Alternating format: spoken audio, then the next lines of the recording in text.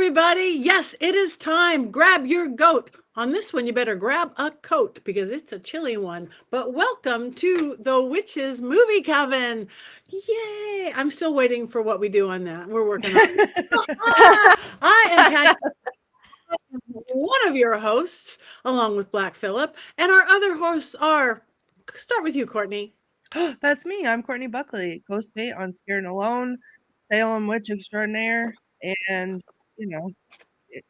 super excited to see what everybody thinks tonight. And Black Phillip. Oh, and Black Phillip. We were just discussing his modesty. I'm Jason. I've written a lot of Llewellyn books. This is probably my favorite one, The Horned God of the Witches. My Black Phillip is not leaking his innards for all to see. Just, some of us take care of our Phillips, Courtney. I love mine too hard. Well, what you do in the privacy of your own room is your business. Turn your light off. And we're moving on. Beautiful Heather. Hi, I'm Heather Greene, and I'm the author of Lights, Camera, Witchcraft, a critical history of witches in American film and television, which is what we love to talk about here on this show. And here is my Black Phillip, since we've been introducing them. He is wearing a hat because he was a little chilly watching this movie, and because it's January in the South. It's below 50 degrees. It is freezing here. And last and absolutely never least, Richard-Lael.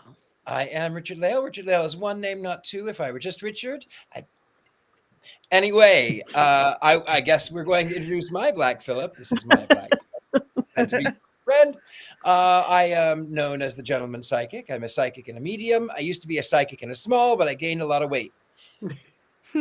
I did stand up until I learned that I could make more money on my back.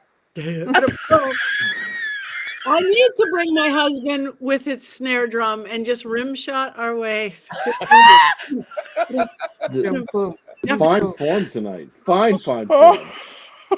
Hire him for next week. Oh. Well, I think I'm more purple today, so it's because lilac, this color, it looks berry grape on me. I did that on purple. I think it's marvelous. No, I have to go. My internet, something's wrong with my internet, and I have to leave. There it is. We need that snare drum, Patti. I know. As soon as he gets home, I'm grabbing him. Anyway, this week, how is everybody? Please jump in that chat room. We want to hear your thoughts. We want to hear your questions. We want to hear everything that you have to say. Well, in a family show, that is.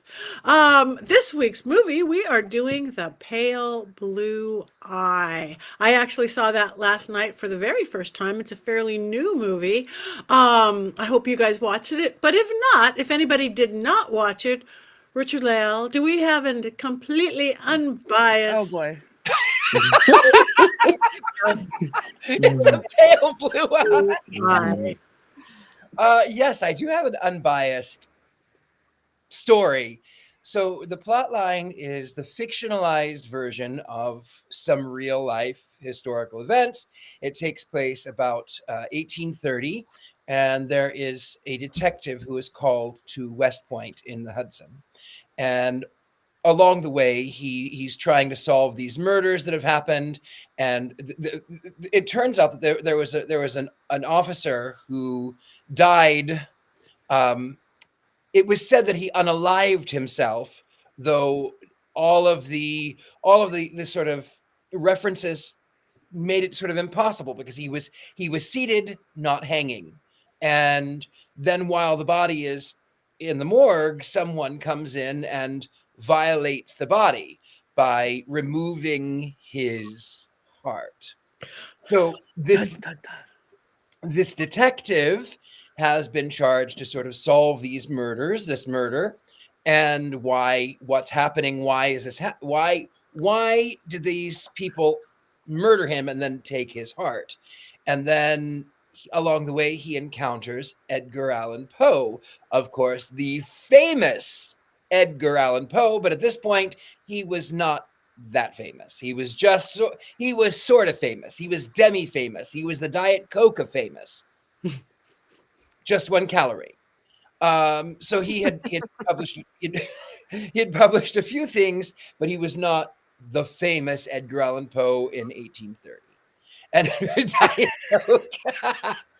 So they go through a lot of twists and turns. They find out that there is a group of Satanists who are not only murdering people for their hearts, unaliving them via the neck, and then removing their hearts, they're also doing it to cows and goats, like Black Phillip, who has his heart ripped out from the other side. Anyway, it turns out that they have discovered that the murders murders have taken place in the ice house in the center of a triangle.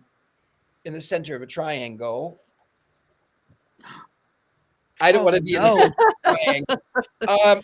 And then through all of this, more and more sort of mystery and intrigue, and then it comes out that it is actually the daughter of this officer, this chief officer. It's the daughter and was it the son? I don't remember, but the children of this lead officer, and she has some rare disease. Of course, she's the love interest of Edgar Allan Poe, and she coughs a lot, so you know that she's probably going to die. It's 1830, and it's not just a cold. So she's passed out, and Edgar Allan Poe has tried to revive her, but it turns out that they are the killers. They are the ones through the finding of a note, which I didn't tell you. There's a note in the hand of the dead guy, and a shot in the back of his head. So he was definitely unalive when he was discovered. But anyway, Edgar Allan Poe works out that the remnant of this note, he knows what it says. It's so easy for him to sort of figure out by predicting what the word was before and the word was after. But it turns out that this love interest of Edgar Allan Poe is they were removing the hearts of these hanged persons because it was some sort of spell that was to help her heal. And then there's a twist.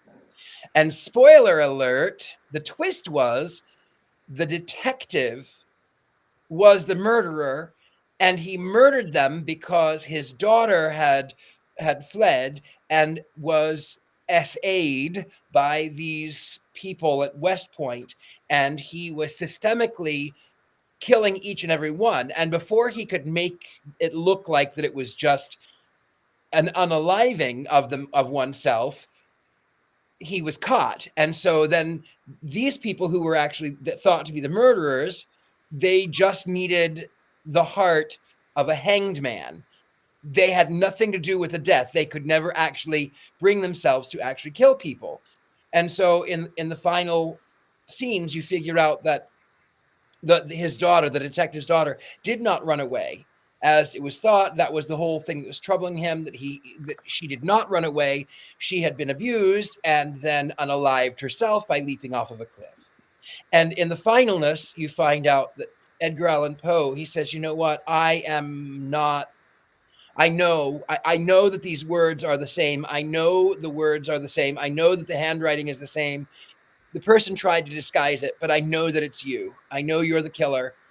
And he says, so what are you going to do? You know, these people are going to be forgotten about. What are you going to do? And he says, no, I loved her. I will never forget. Of course, you don't realize that he was actually married to his 13-year-old cousin, but it was 1830. She is not his 13-year-old cousin. Anyway, back to the story. Plot twist. Right? So back to the story. As Edgar Allan Poe exits, he actually burns the note, destroying the evidence.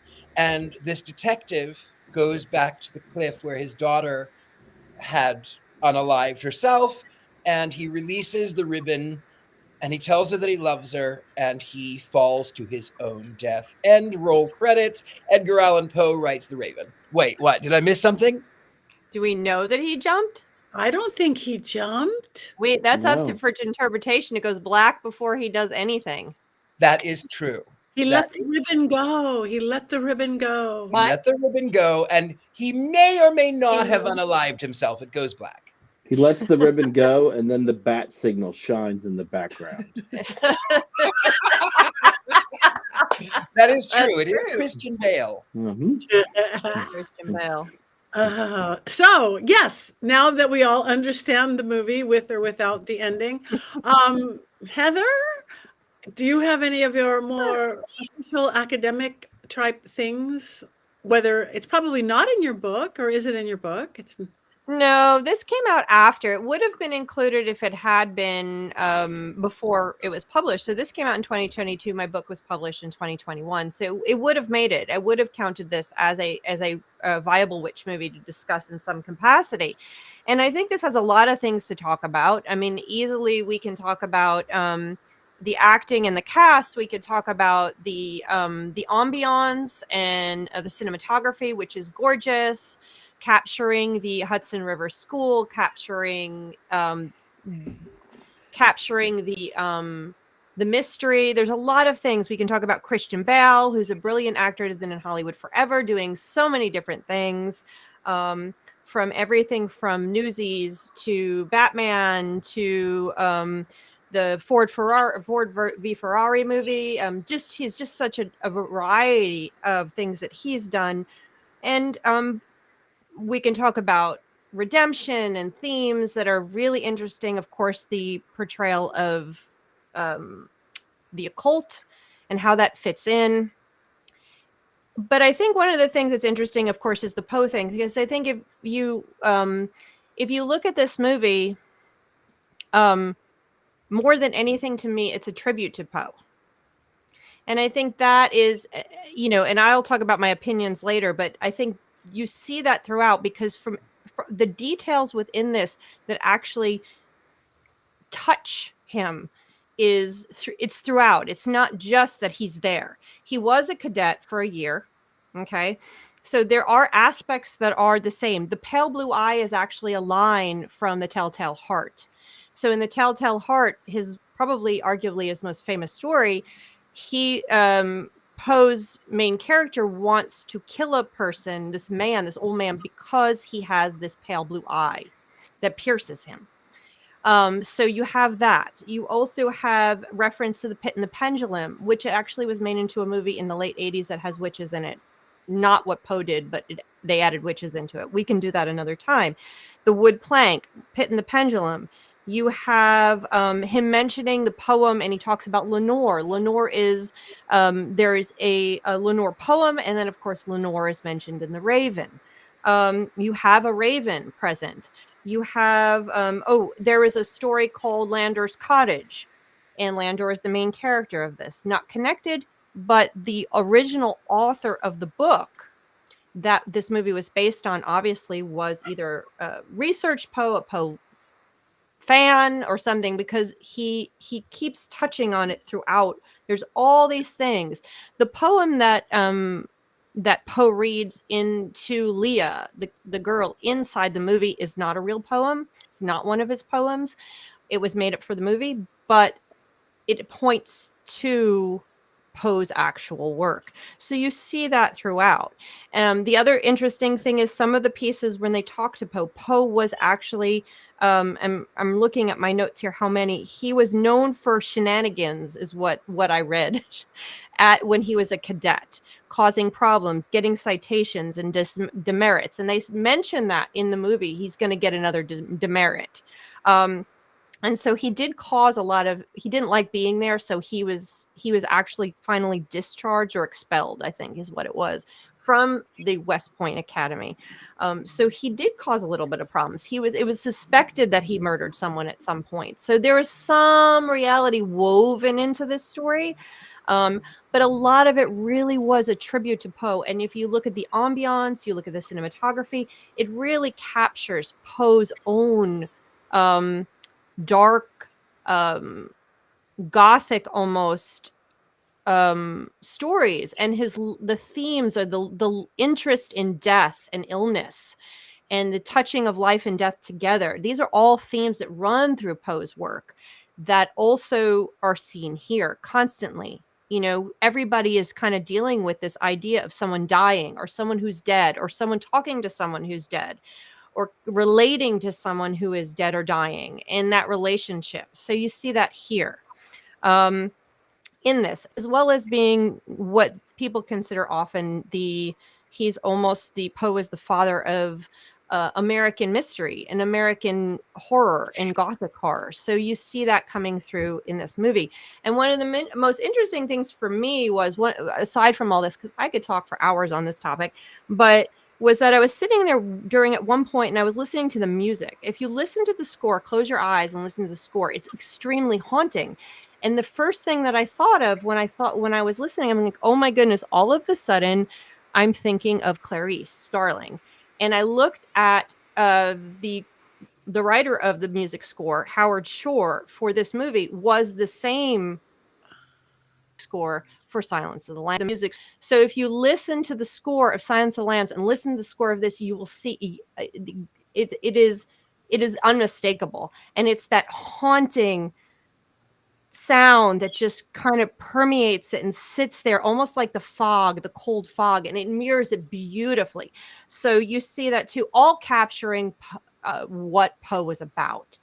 And so I think this movie is more a tribute to Poe and than it is anything else.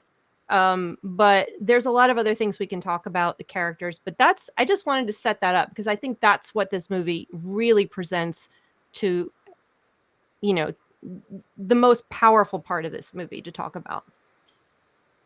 Okay. I will go next. I don't know what to say. I'm just going to talk about how I felt watching it. I have never been so cold watching a movie in my entire life. Truly, I'm sitting here with my heater that I'm always sitting with, and just this beautiful cinematography, the haunting music, the beautiful performances by everybody. I felt the empty, lonely, cold. I literally was like shivering in my own boots in my 80-degree house. So I immensely enjoyed not enjoying it, if that makes sense, because I don't like to be cold and I don't want to be so lonely, spooky, but I loved it. I'm a fan of I am a fan of murder mysteries. I ran a murder mystery company for 20 years. It was a beautiful murder mystery in itself. And my computer wants to update. No. No, not now. And so I just love that. Again, the characters were great, especially the main two. Their relationship together was beautiful. That could have been it in itself for me. And again, just enjoyed the mystery, enjoyed it all. Next. I'll go. I haven't gone yet. I feel like it took me 2 tries to watch this movie and I only got halfway through. And that is not a testament to, it was a testament to like me not being in the right headspace to watch this movie. The cinematography was beautiful. Like I couldn't tear my eyes away from that. I loved the characters. I loved the performances. Edgar Allan Poe in this movie particularly is a whole mood. And I have quotes. I was furiously writing down quotes. But I found myself enjoying the characters so much, and then I had to stop and be like, I don't even know what's happening. Like, I like what they're doing and I like what they're saying, but I've lost the plot entirely. And it was really hard for me to follow, I think, because it was very slow, which I think it should have been, because it sets the tone nicely. But like, it dragged on, and I was literally at exactly halfway, and I was like, my brain can't take it anymore. And I just couldn't get through it. And I still don't think I didn't like it. I think I did like it, but it was just really hard. And I have to say that I realized something about myself while watching this movie and seeing Edgar Allan Poe inviting a girl out on a date to a cemetery. I thought that's why I don't date, because I've been waiting for Edgar Allan Poe my whole life. And there it is. But yeah, I have a lot of opinions about it, but and I'm torn because I feel like it probably was. And then I looked it up. I looked up the ending, which I'm now mad that I did because I spoiled it for myself. And usually I avoid spoilers, and I think it would have been really good, but I couldn't get there. We have a theme going here. Soon it's going to be the first half of the movie quotes by Courtney. Yeah, it's true. This is 2 weeks in a row. Weeks in a row. It's been the holidays are a hard time for me. They're over. I know, but my depression is not. So I'm working on it. It's okay, Courtney. It took me 3 different watches to get through this movie. Okay, see, started it it- wasn't just me this time. I started it this morning. I didn't finish it this morning, and then I tried to wait for lunch, and I didn't finish it during lunch, and then I finished it while I was prepping for dinner later. It took me a while. I'm probably not a fan of this movie like the rest of you, but before I discuss the film's pluses and minuses, I want to talk about the magic a little bit, because I hate some of these movies where they always like, oh, it's magic, and it's like this big mystery to people that they've never seen before, or they're like, oh, we just kind of recognize that this is a weird symbol, so they must be doing magic. People in the 19th century used magic. They used a lot of magic. It was practically everywhere, especially in rural areas. It was not some sort of weird, unique thing that was going to surprise people.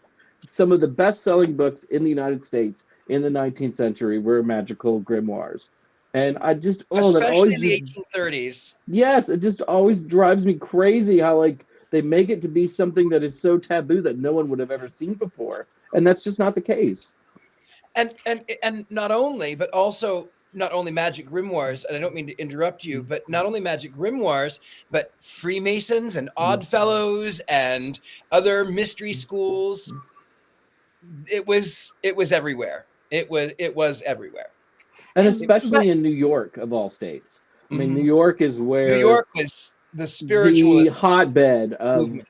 weird spiritual movements in the United States during that particular period of time. But I wonder, Jason, on that point of the mystery schools and the magic, I'm wondering in 1830, though, because the great disappointment of 1848, that was years later. So the Fox sisters, they were 1830. What was it, 1838? So it's early, because it was really the Fox sisters who really kind of sparked a lot of it. But you still got the Mormons and stuff getting ready to percolate, and people were out looking for magical treasures and all sorts of things. You know, it was a very magical society in a lot of ways. Now, these people didn't think they were doing anything occult-like. It was just like being a blacksmith, somebody using magic. It was just something that you did because that was how you got through things. It wasn't probably as esoteric as we make it out to be, but it was there and it was present, and it's always like this, you know, like no way could that be present. And it's just like, no, it was. And it's something history and movie makers don't ever really talk about.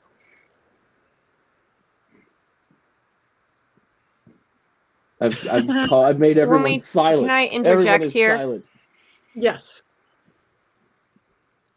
No, I'm having internet problems. I don't know if I'm frozen right now or not. We can hear you. I think I'm not frozen. Yeah. Well, okay. So reality, and I'm actually about to write it, and I've written a number of articles about this, and I address this all the time.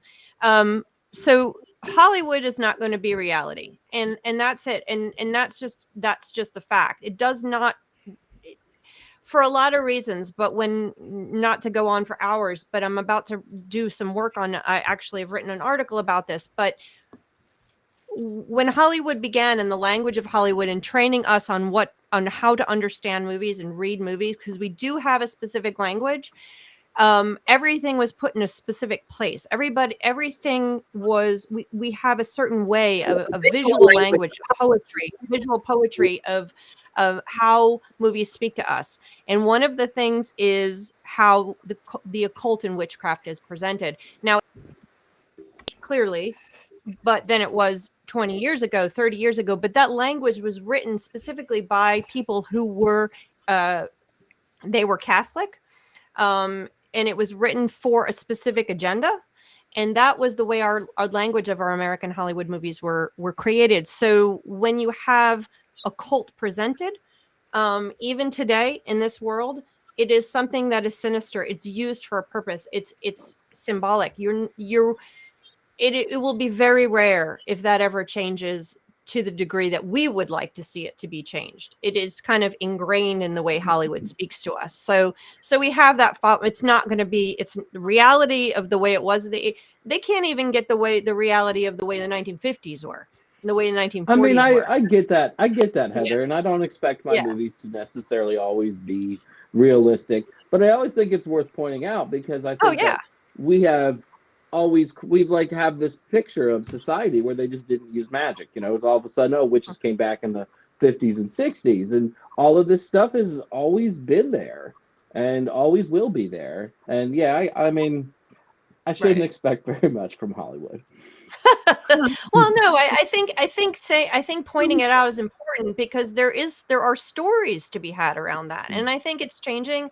As you know, these things are folk magic. They're the magic of the people. They're, like you said, they're around every culture, everywhere, even today. And yeah, I think it's worth pointing out. And we just keep pointing it out. Maybe the presentations today of witchcraft are way better than they were in 1960, 1950, they change. And that was the whole point of my book, was to see exactly what was going on. So the story's not finished yet. So yes, we should point them out.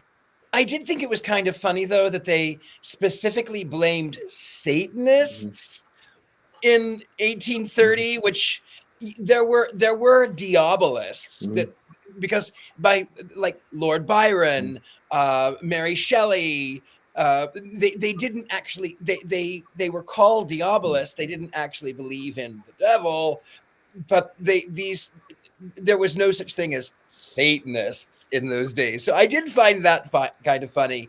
But who am I? I'm just a po' boy. Nobody loves me. Galileo Figaro. Well, I mean, I'm going to chime in on what my opinion of this movie is here. And so, I you know, just from my earlier thing, you can tell there's aspects of this film that I love. I love the expression of Poe. I love Poe in general, just one of my favorites of American literature. And so I love all that. I think the acting was superb. I think Gillian Anderson I wanted her to be better. I love Gillian Anderson in her new form that we see her in now, with her mature woman stuff. She's really good. I think she went a little over the top at points, and I was like, okay, that's a little much for me here. But generally speaking, she was fun to watch. Poe is on point, and I don't think if anybody's pointed out, you may recognize him from Harry Potter, or maybe you won't recognize him from Harry Potter. I didn't. Yeah. I've never seen Harry Potter. Yeah, so he was Dudley Dursley, which you have to do a double take on that. But I think his Southern accent was a little bit generic. It wasn't quite right. It was terrible. Yeah, It was not quite right, was it? It was not good. I tell you, I did love the movie, but that Southern drawl was really annoying, and I couldn't quite understand why he was so generically Southern. And Poe grew up in Virginia, and so he wouldn't have had that accent anyway. It was like borderline Savannah with a little bit of North Carolina in there, and I think only people from the South would have recognized the differences in Southern accents. No, I'm not from the South, and I heard Savannah. Yeah, he tried the Savannah. Yeah, it was not. So that was a little problematic. But I'm going to be honest. Christian Bale is quickly becoming my favorite modern Hollywood actor. I think he's absolutely brilliant. I think, you know, I think he is up there with Jimmy Stewart for me. Let's be honest. So I always enjoy seeing him act. So I did not have a problem with it being slow. I did not have a problem with any of it. I was totally right there with it. I was crying in the end scene. I'm going to be honest. When he tells him at the end, when he's sitting there, he said, if you had only met my daughter before they had, we could have been family. I was bawling. And the first time in the whole movie, Poe has nothing. He has no words. He's so choked up, he can't even speak, which is not the case in the entire rest of the movie. So I think it's a beautiful moment between the two at the very end, that exchange at the end. And I love this. I love the complications of it, the complications in the story of morality. Is it justified? Was he justified in killing these people because they raped his daughter? And then you compare that to the Satanists who were doing this black magic or whatever they called it. I can't remember. They had a name for it. To Necromancy? save their daughter. What was that? Necromancy? Did they use that? I don't remember. They threw. I Yeah. can't remember all the names, but they were actually doing this work to save their child. You know, so you have this comparison there of the morality. Who's wrong? What they didn't kill anybody. They took the heart, although they looked like they were about to kill Poe at one point. And then the other guy, he killed a couple of people, but they had raped his daughter, who eventually then what did you say? Unalived herself. Unalived herself. Yes, Unalived herself. So there's a morality. Who's the worst? Who's the one that doesn't? Who's the one that we can't offer redemption to as viewers? So there's a lot of cool stuff going on there. A lot of things to think about that are very present in modern films. That kind of where's the morality in it? So I love this. I love that kind of concept. You see that also in the movie we watched, that Pumpkinhead in the 80s, where you have that question of morality. Is it okay? Is it justified? Did the means justify the end? Did the means justify the ends, etc.? So it's nice. There's a lot of things in it. So I did enjoy it. I did not have trouble watching it through. I was right there with it. And I love the fact that he went on his first date in the cemetery as well, Courtney. too. I did not fall asleep, Jason. nobody ever try. Like, there's the bar is set so high now for me that, like, nobody better ask me out on a date unless it's to a cemetery. Courtney, my lovely. With the talking tree. The only reason that no one has gone on a date with a cemetery with you is because that would be me, and I am very gay. So well, we can go on a gay friend date to the cemetery in New Orleans. That would be lovely. That Perfect. But I'm going to tell you, I don't love New Orleans cemeteries. I just don't. Valid. You would We want to can know. Come back to New England.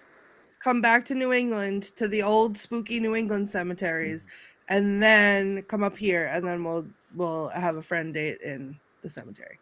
I think that's a date. That sounds like a plan. Richard, What? no, I was just saying, we met at a cemetery, you and I, for the very first time ever at Hollywood Forever. We did, and I love that cemetery. I love that. You look so, Frankie Funk's like, another friend of mine is coming along, and I'm like, who is this wonderful person?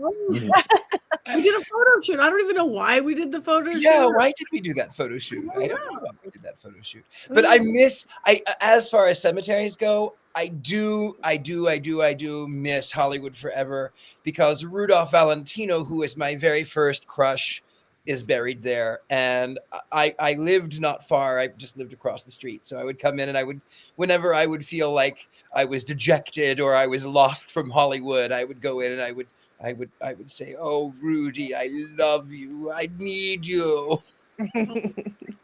But I did love this movie. I tell you, I did watch it once upon a midnight dreary, while I pondered weak and weary. And Yay. I loved it. But I did. It was so, I thought, yes, it is. The story was in depth, and yes, there were times that it was very quiet, but I thought it was very interesting. I thought it was incredibly beautiful.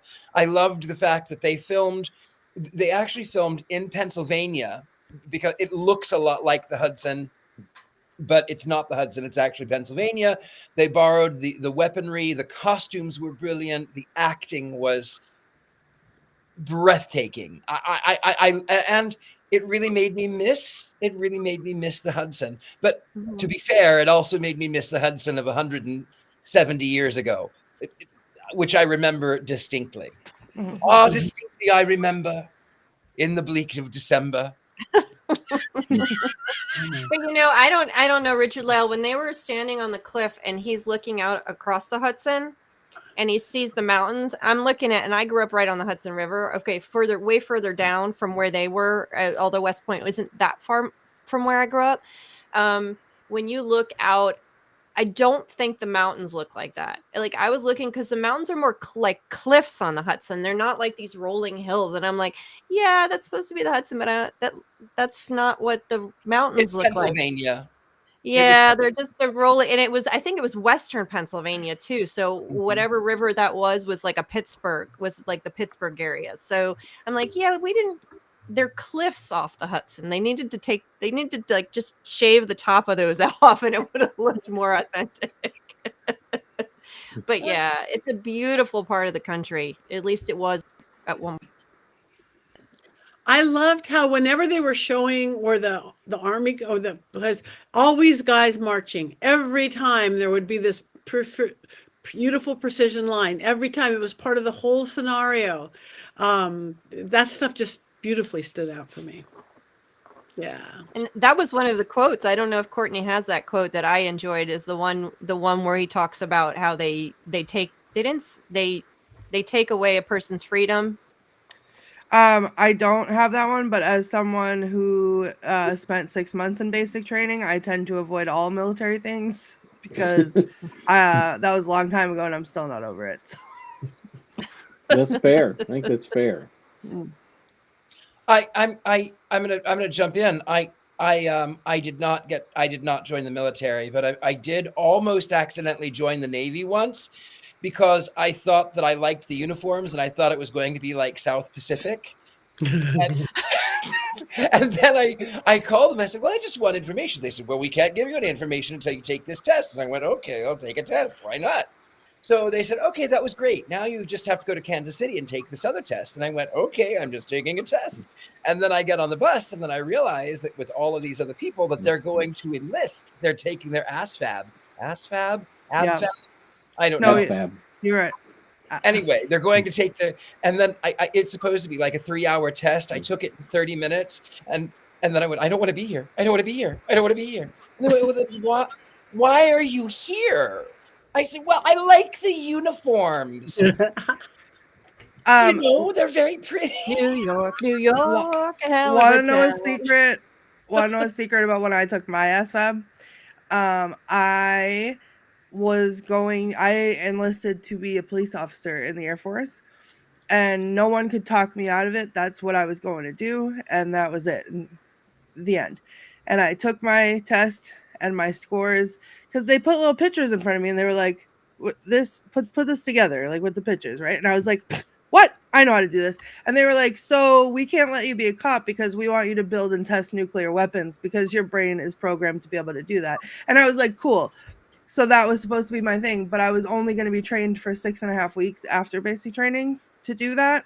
So I felt like either that's what my test told me, told them that I was capable of doing, or nuclear weapons, they just wanted a body in front of the nuclear weapons in case something went wrong. So I still to this day don't know. I'm just thinking though that if you join the Navy, that song is banging though. I mean, they have the best. The Navy, they have the best theme song. We don't own the rights to that song. Yeah. There's a question in the chat. There's a question in the chat about why couldn't they use the actual Hudson instead of Pennsylvania, and that usually has to do with location scouting and taxes and the cost of shooting. And you'd be amazed at the differences. When I was working in New York in the film industry, we were supposed to be shooting a commercial that was set in front of a brownstone in New York City. So meanwhile, I was in New York City. Okay. So we're setting up for this commercial. It was cheaper for us to hire a crew and send people and the producers and everyone down to Florida, to Walt Disney World, who has a backlot, which has a New York City set, and shoot on set in Florida, in Orlando at their backlot, than to actually shoot in New York City legitimately. So that's usually what it has to do with. So it probably was too expensive for them to actually set up on the Hudson River around the Tappan Zee Bridge or whatever they call it now, and which is where this is supposed to take place, or actually at West Point. It probably was too expensive, and they found a better place. And I also wonder too, New York along the Hudson is much more developed now than Western Pennsylvania. So yes. I wonder if it would have been also not only taxes and fees and all of that, but also I wonder about the actual backdrop of how much editing would they actually have to do in post to make it look like it did 180 years ago? That's true. If you get far enough up the Hudson, there are blank spots still. At least there was when I was living there. But where West Point is not nearly like it was. That's probably another factor for sure. Yeah, and a lot of states really do give really big incentives to film companies to come to our state. That means they'll help hire their people. I know people, we got to shoot in this state because they give you money. That's it. Yep, and Georgia's big now. That's why we're called the Hollywood of the South at this point. It's like crawling with lots and lots of. I just watched a Marvel movie, and they get the Georgia made in Georgia thing. We get it. We have it all. In fact, I was doing extra background work for a while when they first started doing it, but I don't have time for that. Those are stories we won't talk about now. Oh my! I knew I saw you in some of those films. I'd be like, you oh probably my God. did. I'd be like, wife, look, that's Heather Greene. No, I did it for a while, and then I was like, no, I'm a human prop, and I'm not sitting here any longer, and I don't have time for this. So I had little kids, and I didn't have time for it to continue. But yeah, that's your human furniture is pretty much what it is, But anyway, so that's a big piece. I know when my dad was shooting, he was going up to Vancouver. It was cheaper to film in Vancouver across the border than it was here in the States and in LA even, where they have all the stuff set up. So yeah, that's a lot of it. And like you said, they might have gotten a better vantage point with rural Pennsylvania. Because I've been both on the Hudson and in rural Pennsylvania, and rural Pennsylvania, outside of the fact that the cliffs it doesn't look like the Hudson River. Right. The trees still there's a lot of trees, which was what New York was. I think though we have. I just looked at the time. What about Jason's movie minute or Courtney's quotes? Oh yeah, It's Courtney goes first. I think that's the rule. That's all right. First half. Okay, so even though I watched half the movie, I have a full movie's worth of quotes. I feel like I was furiously typing. In the beginning, when they said, Dr. Marquis, how does a person go about doing this? And he says, scalpel or any good sharp knife would do. And I thought, me and my bone collection agree. I like that. Poe was by far, there it is. Poe was by far my favorite character, obviously. And I felt like I was starting to write down every single thing he was saying because he was amazing. But my favorite part was when he goes into the house. I think it's the house of the detective guy. And he sees his bookshelf and he screams, books! And then he runs over to them and then he says, you have never interested me more. And then of course there's his poem that he recites to the cadets, which I'm gonna recite because there's no bad words in it. But he said, I met a lewd nude in Bermuda who thought she was shrewd, I was shrewder. She thought it quite crude to be wooed in the nude. I pursued her, subdued her, and screwed her. And I was like, yes, thank you, get it. Then the whole cemetery date scene, which obviously, hello. But the girl, Leo was her name, said, the cemetery, how interesting. And he said, yes, I certainly think so. And I thought, are we the same person? This is great. One of my the next three were, I feel like they spoke to me personally, so I really liked them, and they're not as funny. But he said, I do consider death to be poetry's most exalted theme. And I really like that. And then she said to him, Leah said, how well it sits on you, morbidity, suits you better than your uniform. And then my all-time favorite one, which I would fully get tattooed on my body, is, at times I believe the dead haunt us because we love them too little. I thought that was beautiful. Yep. That is beautiful. And his point after that was exactly like Coco's. We have to remember. It was a beautiful moment. Yeah. Agreed. Thank you. Beautiful. And Jason, do we have our Mankey movie minute?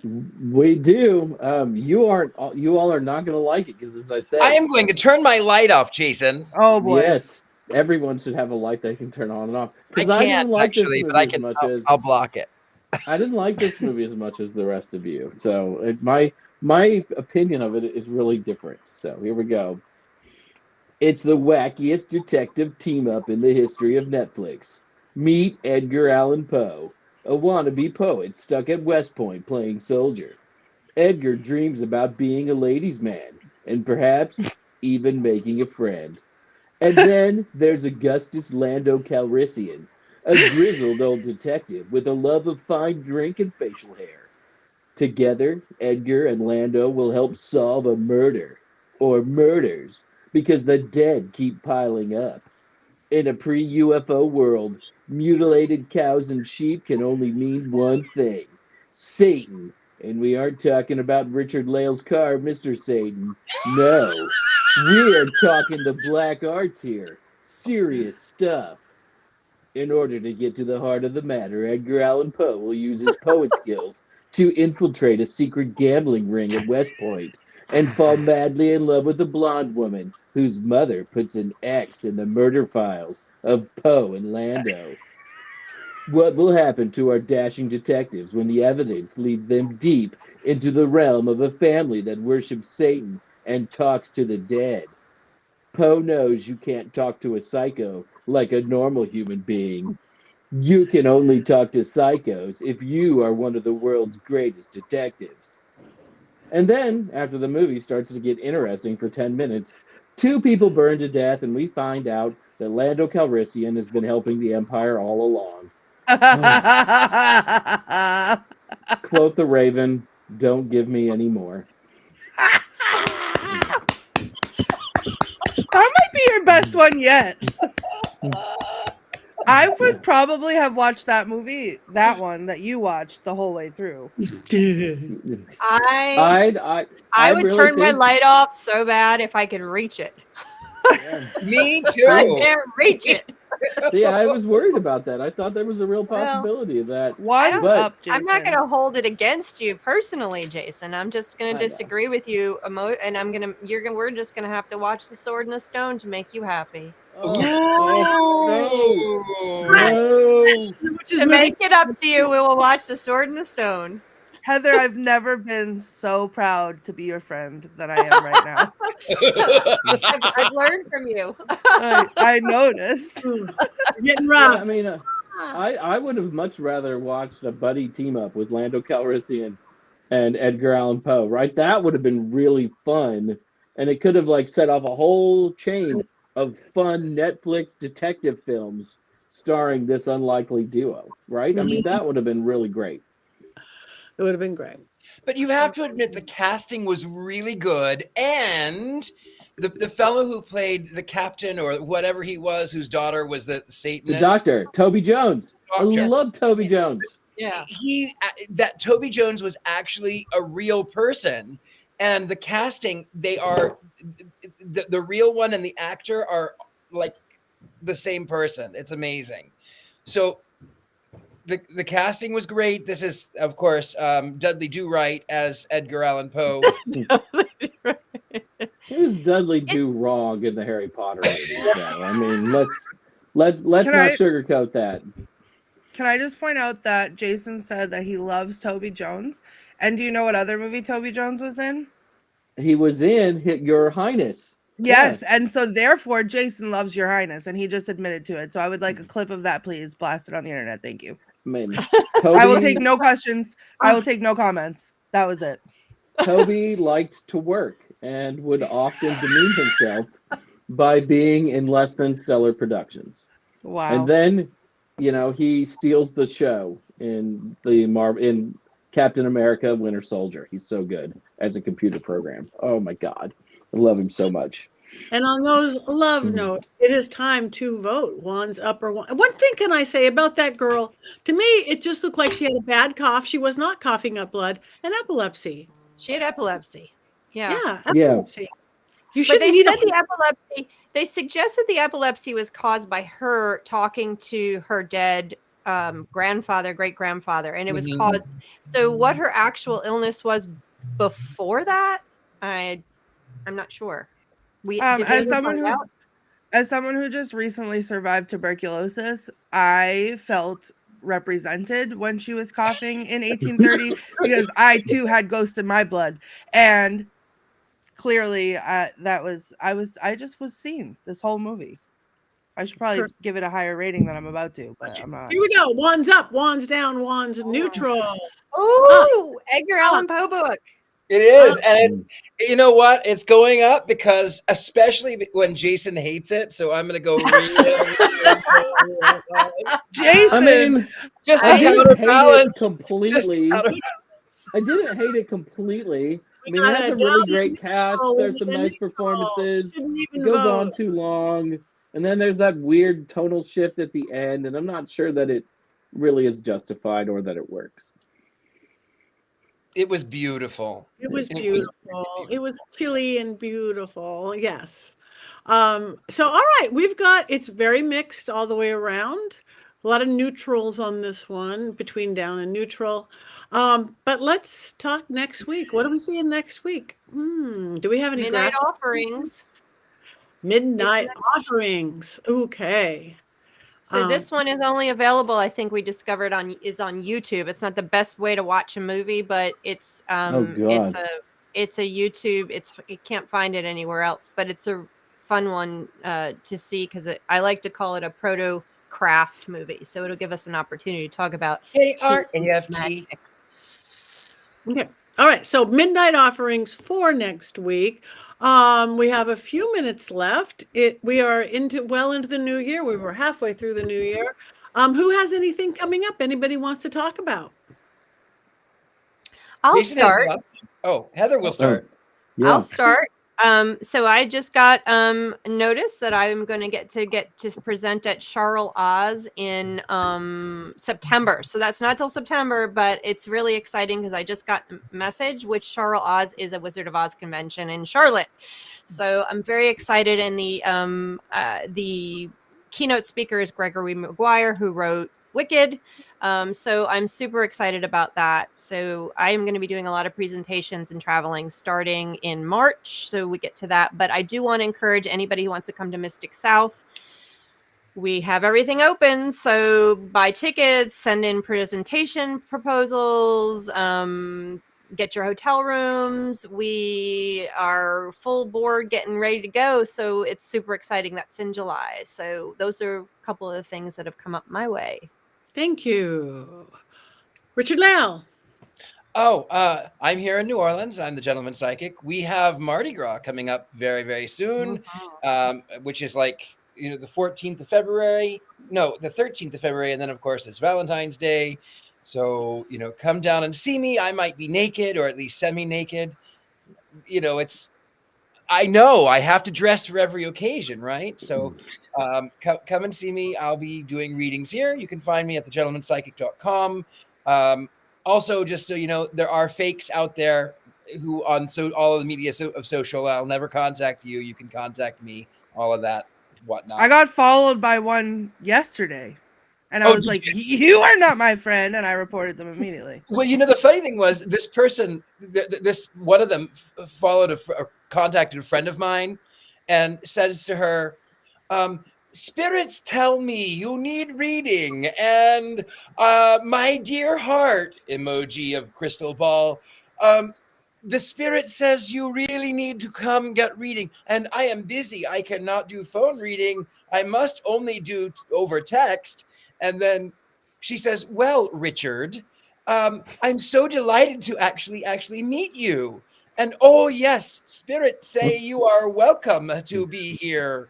Like craziness. Anyway, she played with him for a while. Richard. I know. That's the first sign. That's obvious. That's funny. Jason?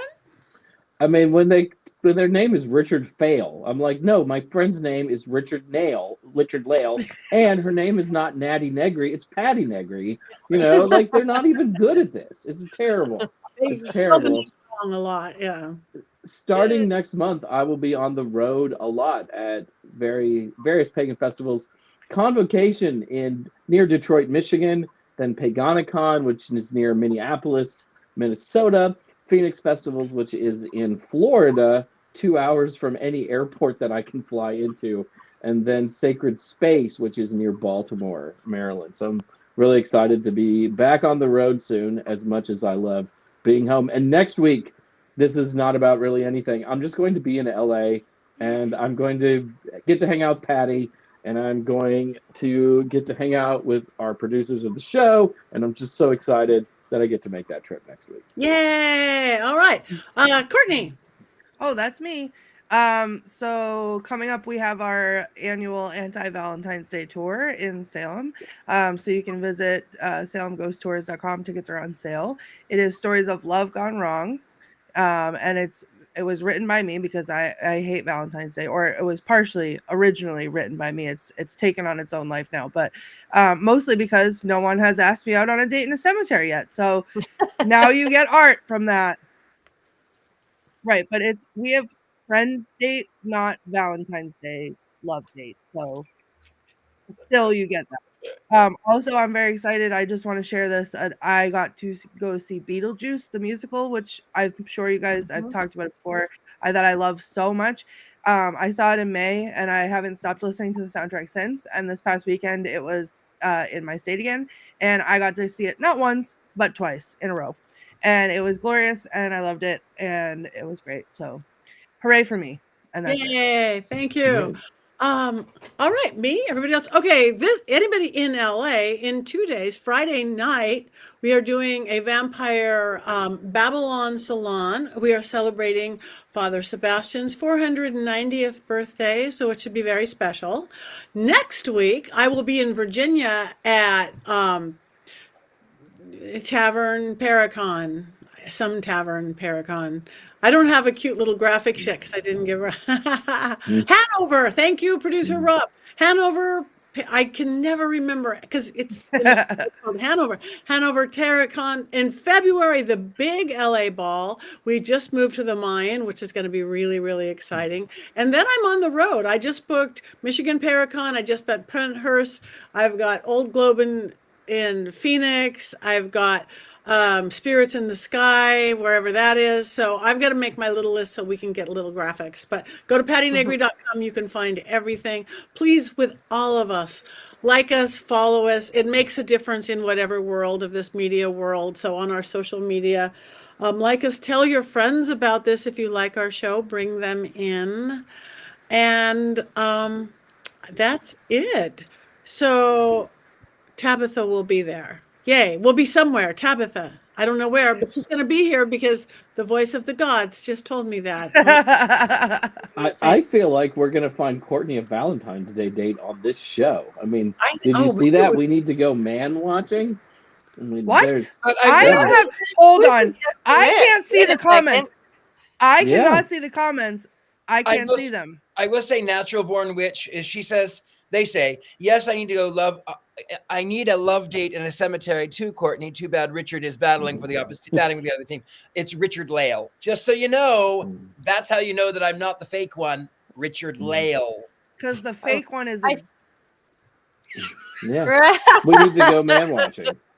We need to go man watching. I don't need to go man watching. I just need a suitor who will approach me in my natural habitat, which is sweatpants and this, while I'm playing video games and being by myself, and then propose a date in the cemetery to me. I am a gentleman suitor in my sweatpants, and I am coming and knocking on the door of one Courtney Buckley, who is wearing sweatpants and playing some video games. Oh, let's go from the cemetery. The fake Southern accent. There it is. I do declare. All right. Well, we are. Nobody talks like. So, we have one last thing to do. I don't know. Should we do it with a bad Southern accent or cackle, or how can we do that? Well, I do declare that we should. I think so. One more thing to do, and we want all of you out there to do it with us. Your very best, overdone, over slow Southern. Oh no! 1, 2, 3. Bless